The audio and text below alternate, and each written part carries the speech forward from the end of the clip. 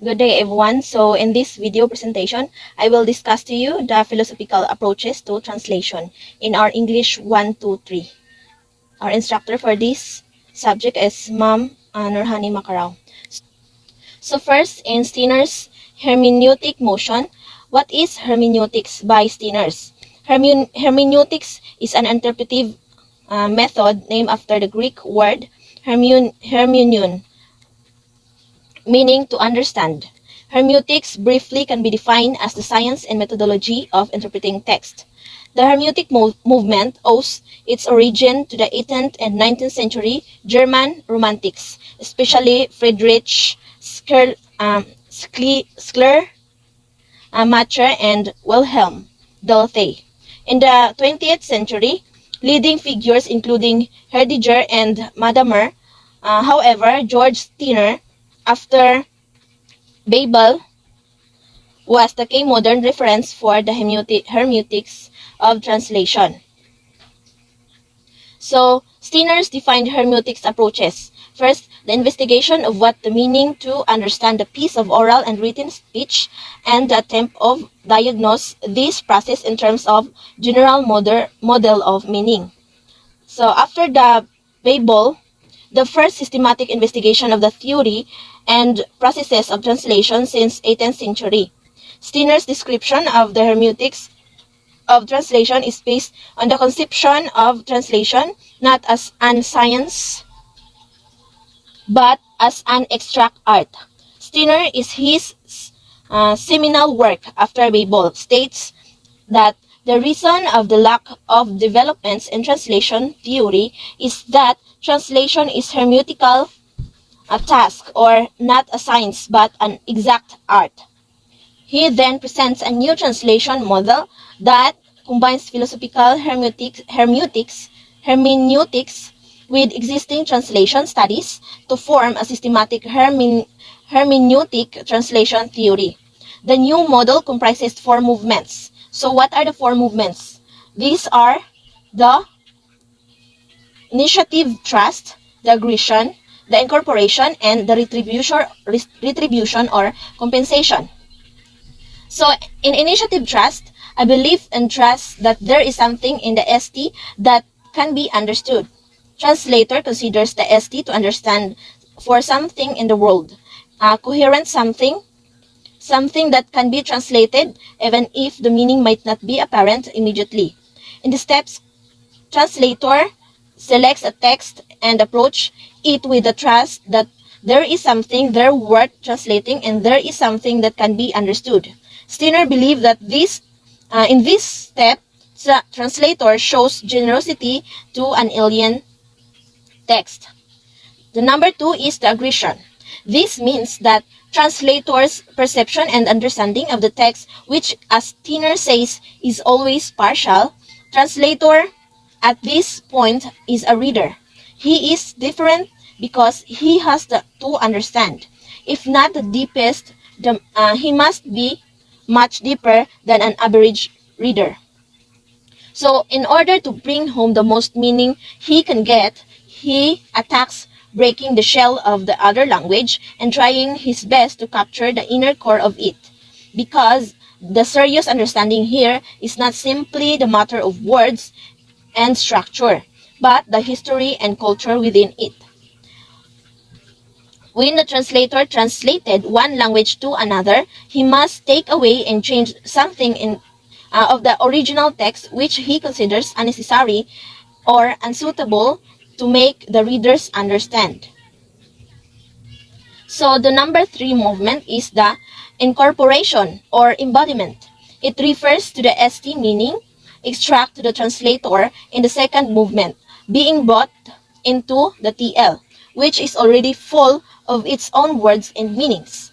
Different types of assimilation can occur. So what are the different types of assimilation? First is complete domestication. The domestication is the strategy of making text closely conform to the culture of the language being translated to, which may involve the loss of information from the source text, and B, the assimilation can be permanent strangeness and marginality. The crucial point Steiner makes the importing of the meaning of the foreign text can dislocate or relocate the whole of the native structure. He suggests the two ways in which this process function. First is the sacramental intake. In sacramental intake, the target culture ingests and becomes enriched by the foreign language or text. Second is the infection. The target culture is infected by the source of text and ultimately rejects it. In this step, the translator realizes and tries to convey what he or she understands in his or her own language. So, number 4 movement is the compensation. The translator tries to achieve a balance by trying to be faithful in his as he can and as freely he must. The translator must be willing to give back to the Israel as much as he has taken. Steiner emphasizes the fidelity of this stage.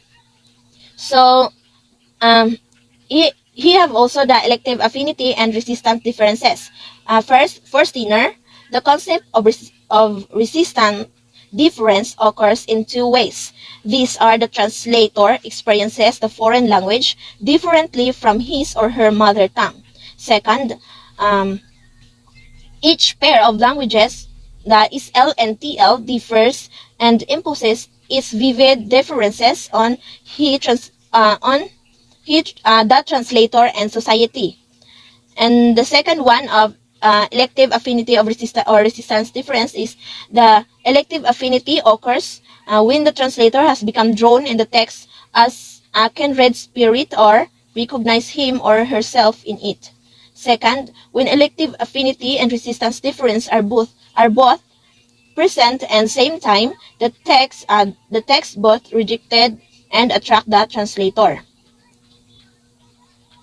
So the second approach is by Ezra Pound in The Energy of Language.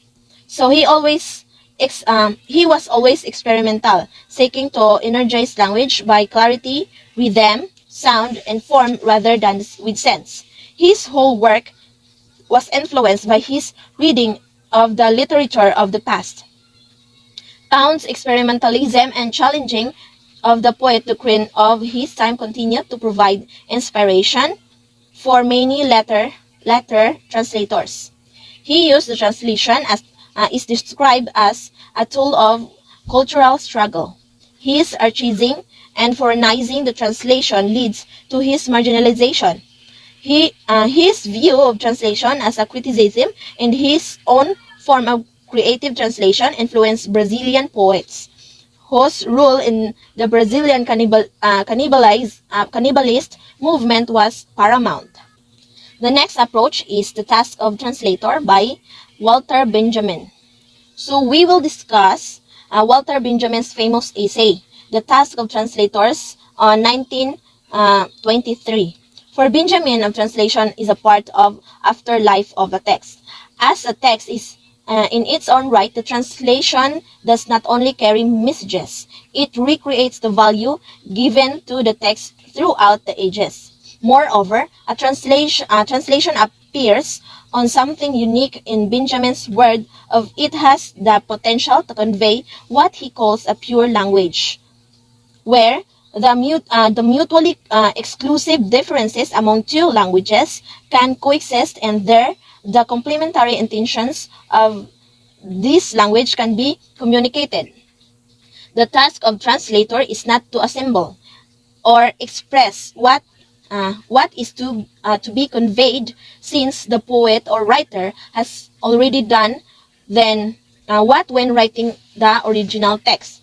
The task of the translator rather consists in finding that intended effect or intention upon the pure language into which he is translating, which produces in it the echo of the original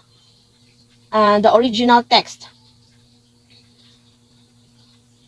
This pure language is released by the coexistence and complementation of the translation with the original. Thus, the two texts, both the original and its translation, share what Benjamin calls a vital link, and from this linguistic harmony arises a greater language, a pure language. This is the reason why task of translator is something unique and powerful for Benjamin, because until he has released his greater language in his translation, it remains hidden in the languages. It is the task of the translator to release in his own language that pure language which is under the spell of another, the liberate of language imprisoned, and the work in his recreation for that work. Benjamin's stress on allowing the foreign to enter the translation language harks back to Schleiermacher's concept of foreignization. The next approach is the deconstruction. In deconstruction, it is a method and practice of reading development of French philosopher Jacques Derrida to uncover that which is forgotten, hidden, or represented in text. It interrogates the key concept of philosophical tradition and questions the dualism or binary opposition of Western thought, or presence, absence, nature, culture, speech, writing, and etc.